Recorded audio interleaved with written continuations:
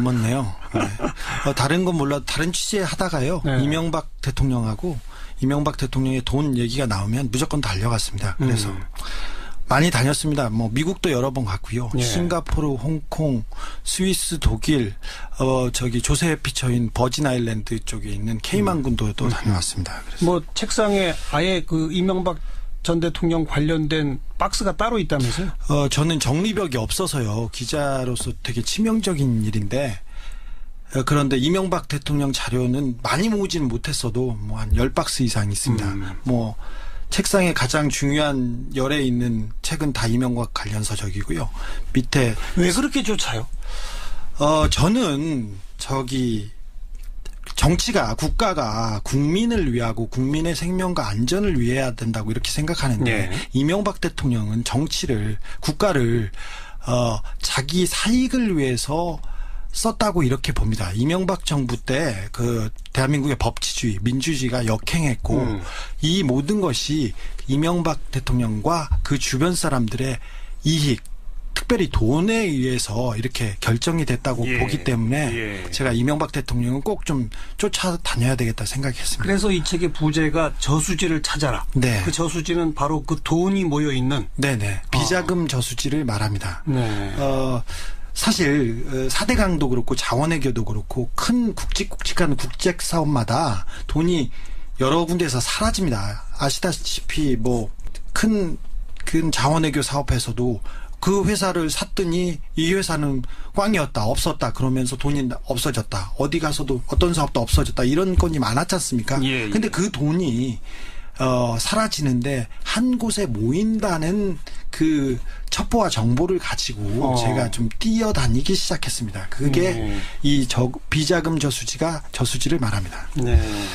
그런데 뭐 지금 언급하신 4대강 특히 자원외교, 네. 뭐 자원외교 캐나다 하베스트가 크고요. 예. 그다음에 뭐 어마어마한 돈을 투자했는데 네. 다 날렸다. 네. 뭐 이런 얘기들은 우리도 많이 방송을 했는데 네. 그러면서 많은 분들이 혹시 이게 이명박 전 대통령 무슨 비자금과 연관되는 거 아니야라는 의심을 할 수 있는데 네. 아직까지 아무런 근거도 나온 바는 없잖아요. 네, 그렇습니다. 이번에 뭐 잡았어요? 잡지는 못했어요. 그런데 그 제보와 정보를 가지고 그 주변까지는 쫓아갔습니다. 몇 년 전에 한 분이 이렇게 찾아왔습니다. 그런데 그분은 이명박 대통령의 측근이었고 같이 자원외교 관련된 비즈니스를 했다고 합니다. 예. 성공적으로 그 프로젝트를 완성해서 자기도 어마어마한 목돈을 가지고 그리고 외교관 여권을 받고 해외로 나갔어요.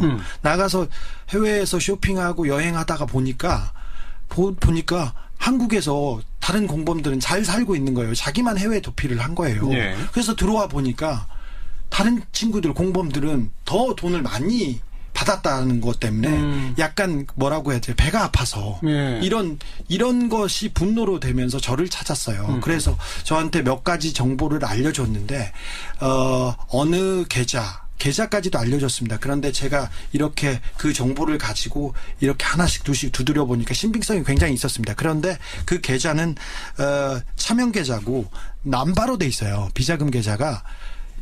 계좌명도 남바고 계좌 이름도 남바예요. 그래서 저희가 가서 찾을 수 있는 거는 한계가 있었어요. 네, 그래서 네. 거기까지 가서 좌절하고 비슷한 건으로 가서 좌절하고 그래서 이렇게 쫓아갔던 내용들을 어느 정도 신빙성 있는 정보들만 가지고 좀 모았습니다. 그리고 다른 얘기도 좀 넣고요. 그러니까 저수지를 찾는 추격을 하긴 했는데 네. 못 찾았군요. 아직은.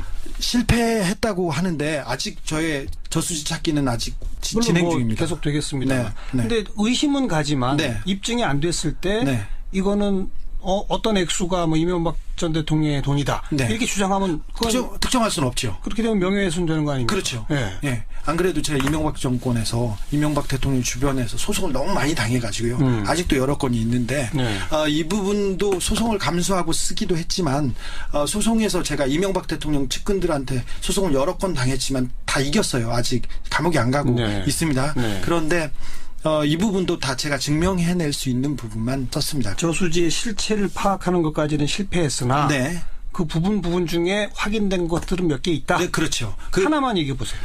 캐나다 노스역이라는 동네에 있는데 거기에서 개발 사업을 한다고 회사를 세웠습니다. 네. 농협에서 대출을 해줍니다. 210억 원을. 어. 그런데 그 대출 사건은 210억 원을 대출해 주는데 회사가 세운 회사를 세운 그 다음 날 대출을 해줘요. 설립 다음 날? 설립 다음 날 대출 승인을 해줍니다. 아, 그래요? 그런데 그 대표이사는 아무런 실적이 없었고요. 실업자였고요. 그래서 보증인, 그 다음에 담보 이런 것도 아무것도 없었습니다. 제가 200만 원을 농협에서 대출을 하려고 하면 정말 많은 서류를 원하고요. 그리고 아니, 자본금도 없습니다. 없는 회사인데 네, 해외에 있는 회사인데 설립 하루 만에 210억이. 예. 그다음에 한두 달 만에 그 돈은 사라집니다. 그 돈은 사라지는데 농협에서 이 돈에 대해서 전혀 묻지 않습니다. 그 회사는 어떻게 됐어요? 그리고 회사는 공중분해됐죠. 그 회사는 농협에서 돈을 많이 가져왔다고 해서 캐나다에서 돈을 그 분양대금을 받아서 더 큰 덩어리로 1,몇백억을 만들어서 사라졌습니다. 이 회사가 사라졌는데 농협에서 돈을 빌렸으면 찾아야 될 거 아닙니까? 예. 찾아주지 않습니다. 그 내역을 쫓아가 봤더니 농협의 그 이명박 정부 초기에 취업한 비정규직 몇몇 사람들이 취업을 하자마자 한 첫 번째 프로젝트였어요. 근데 그분들이 한 프로젝트가 인도네시아, 캄보디아, 해외에 여러 사업을 했는데 다 이런 식으로 망했어요. 망했는데 농협에서 절대 찾지 않습니다. 그래서 농협에서 이게 문제가 돼서 어떤 분한테 의뢰를 했더니 그 국제변호사분께서 이 문제를 따져봤더니 이 돈이 캐나다에서 케이만 군도라는데 있다. 조세회피처에 있다는 얘기를 농협에 해줍니다. 예. 그랬더니 농협에서 이 변호사를 못하게 하고 자릅니다. 그리고 사실관계를 막습니다. 그래서 농협에서 캐나다 대출권에 대해서 얘기하는 것은 거의 금기였습니다. 근데 알고 보니 그때 이명박 정부 초기에 고용된 몇몇 사람, 해외 프로젝트 파이낸싱을 하라고 고용된 몇 사람이 이명박 대통령 주변하고 밀접한 관련이 있는 사람이었어요. 그래서 이런 프로젝트를 하고 그 사람들은 승승장구합니다. 그분 중에 한 분은 아침에 출근하다가 저수지에서 발견됐습니다. 그러니 의문의 죽음입니다. 경찰에선 자살이라고 하는데 그 돌아가신 분의 부인한테 물어봤더니 아이들도 잘 크고 죽을 이유가 하나도 없다. 억울하다. 이렇게 얘기하십니다. 그런 내용이 있는데 이 부분은 공신력 있는 분께서 이 돈의 흐름을 보고 거대한 비자금 저수지를 봤어요. 그래서 수사가 어렵지 않습니다. 그래서 농협에서 고소만 하면 캐나다 검찰이 그런데 안 하고 있다. 네. 근데 절대 안 합니다. 그렇게 사라진 돈이 이명박 전 대통령 쪽으로 갔다는 근거는 또 없잖아요. 거기까지는 제가 증명하지 못했습니다. 근데 그 앞에까지 거대한 비자금 저수지가 있으니 이 부분을 조사해달라. 이거는 공권력 있는 기관한테 제가 호소하는 내용이기도 하고 국민들이 여기에 관심을 가지면 수사를 해서 비자금의 실체를 밝힐 수 있다. 여기까지가 제가 하는 내용입니다. 또 있습니까? 그런 게? 심플한 걸 얘기해야 되는데 비자금이라는 게 굉장히 어려워서요. 회사를 만들어요. 회사를 만들어서 그 이쪽에다 돈을 쏘아줍니다. 아니면 돈을 여기에 투자를 합니다. 그리고는 이 회사가 없네. 그리고 회사를 망가뜨리고 돈이 사라집니다. 그런데 그 회사에 돈이 들어오는 건 어디서 들어와요? 정부에서 투자하지 않습니까? 자원외교 같은 경우는 뭐 공사라든지 정부에서 계속 돈을 줬지 않습니까? 그리고 하베스트 같은 경우도 정부에서 우리나라에서 4조 넘는 돈을 줬는데 나중에 확인해 봤더니 4조 원이 들어가는 회사가 200억 원짜리라는 거 아니에요. 그러니까요. 200억 원짜리를 4조 원 주고 샀으면 그 몇 조가 어디로 사라졌을 거 아닙니까? 근데 그 돈이 사라집니다. 그 돈이 사라지는데 그 돈이 이렇게 흩어지는데 넘버 컴퍼니 아까 말했던 그 비자금 통장으로 이렇게 사라집니다. 그래서 그걸 쫓으면 비자금 통장에는 다 가명인가요? 비자금 통장은 가명인데 주로 어떤 형식이냐면요. 1달러나 10달러짜리 회사를 세워요. 주식이 한 페이퍼 주에. 컴퍼니. 그거 하는데 그 페이퍼 컴퍼니가 그 계좌를 소유하고 있습니다. 그래서 아무도 누가 주인인지 누가 주민인지 모릅니다. 그리고 조세피처에서는 차명으로 그 계좌를 만들 수 있어요. 농민이라고 차명으로 이걸 만들어서 그 돈을 보내서 어떻게 쓸 수 있습니다. 그런데 그 돈이 빠져나오는 곳을 찾아보면 그러니까 크레딧 카드라든지 그리고 아니면 돈을 쓰는 그 돈의 흐름을 찾으면 누구인지 알 수 있습니다. 그렇죠. 네, 그래서 그걸 쫓아가 보면 저기 큰 카카의 주변 분들이 이렇게 보입니다. 그래서 거기까지 쫓아가야 된다 이렇게 이명박 전 얘기하는. 대통령의 주변 분들이 그 돈을 사용한 흔적까지는 잡았다? 거기에 대한 정보까지는 제가 받았다 이렇게 합니다. 제가 흔적을 볼 수는 없어서. 예. 근데 그 정보란 얘기는 누군가의 재연, 제보? 네. 공신력 있고 누가 믿을 만한 사람. 네. 만약에 이명박 대통령 쪽에서 소송을 걸어주면 재판 과정에서 나올 수도 있는 부분이라고 생각합니다. 네. 4대강에도 그런 게 있나요? 지금 쭉 언급해 주는 걸 보면은 네. 해외 투자, 네. 자원 개발 투자 뭐 이런 건들을 몇 가지 얘기해 주신 것 같은데. 4대강은 기본적으로 건설 회사들이 네, 네. 나눠서 이렇게 담합을 해서 그것까지는 다 나왔죠. 네, 예. 다 담합을 해서 나눴는데 이거는 대기업들에서 흘러간 돈이었기 때문에 예. 굉장히 찾기 어려웠어요. 4대강에서는 그래서 기업에서 빼낸 돈의 흔적은 저도 그 흔적을 찾지는 못했고 4대강이 이렇게 흐르는 강 주변에 중간중간에 그 항구를 지으려고 했어요. 그러니까 거기에 큰 도시나 큰 상업시설이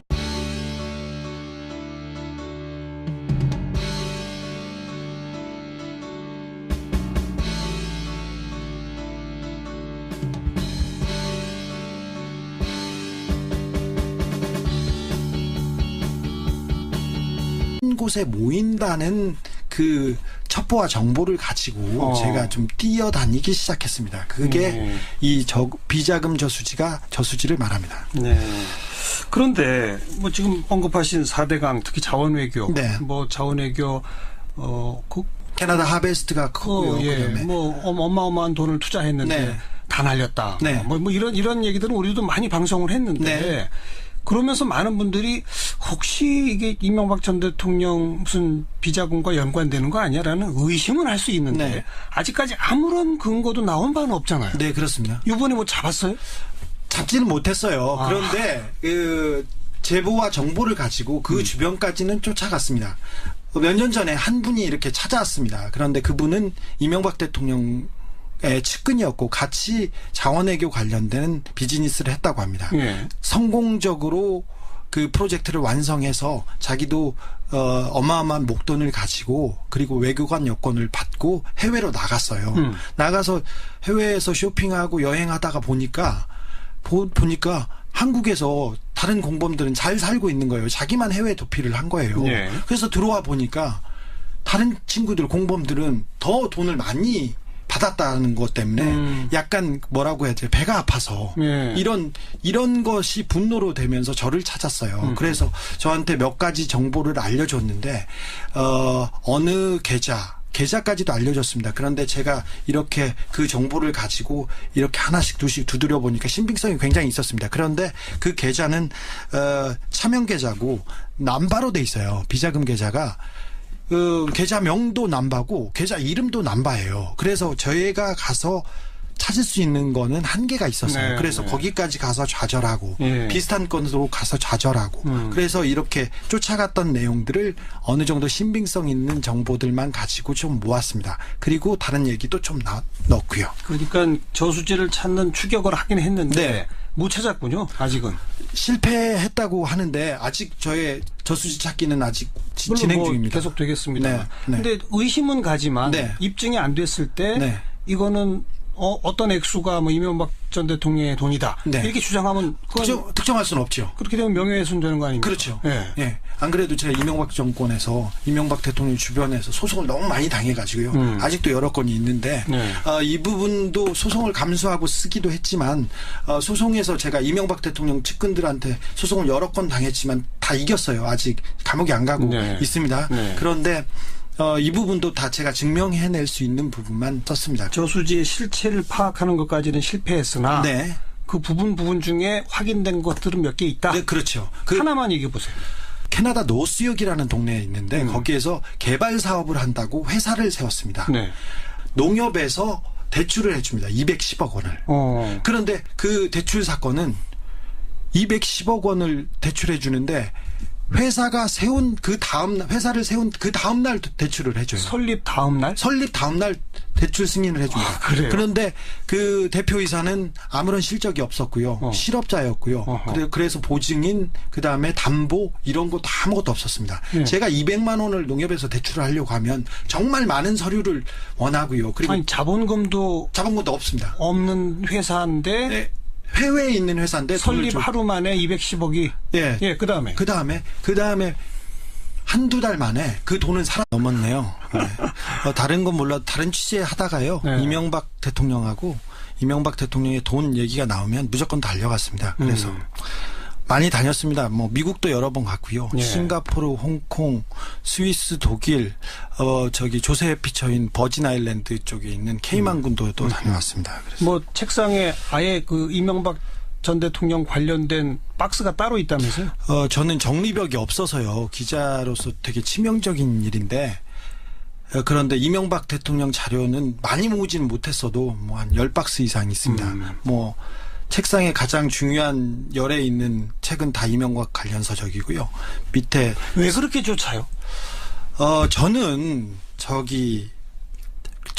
국가가 국민을 위하고 국민의 생명과 안전을 위해야 된다고 이렇게 생각하는데 이명박 대통령은 국가를 자기 사익을 위해서 썼다고 이렇게 봅니다. 이명박 정부 때 그 대한민국의 법치주의, 민주주의가 역행했고 이 모든 것이 이명박 대통령과 그 주변 사람들의 이익, 특별히 돈에 의해서 이렇게 결정이 됐다고 보기 때문에 제가 이명박 대통령은 꼭 좀 쫓아다녀야 되겠다 생각했습니다. 그래서 이 책의 부제가 저수지를 찾아라. 네. 그 저수지는 바로 그 돈이 모여 있는. 네네. 비자금 저수지를 말합니다. 네.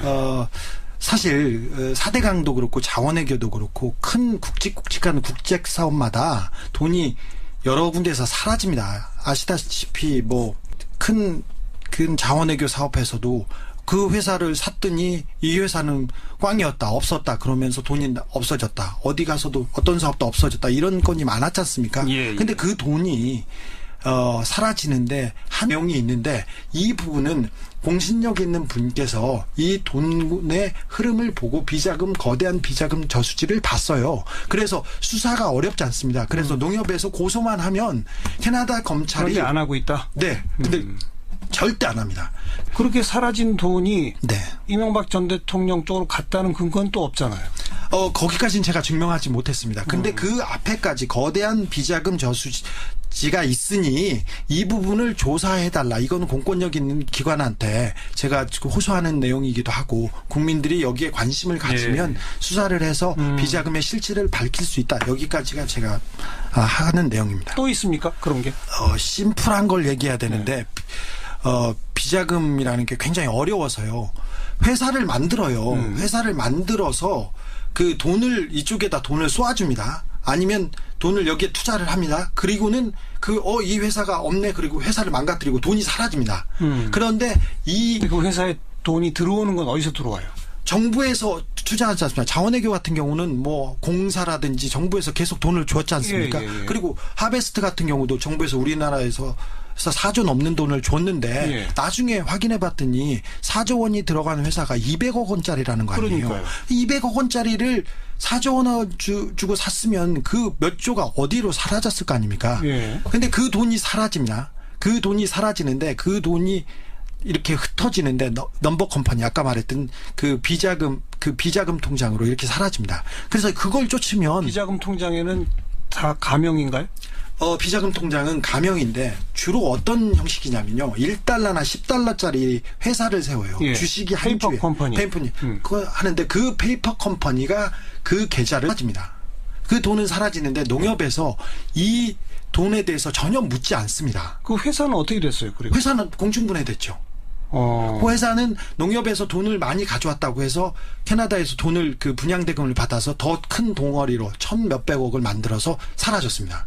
이 회사가 사라졌는데 농협에서 돈을 빌려줬으면 찾아야 될 거 아닙니까? 찾아주지 않습니다.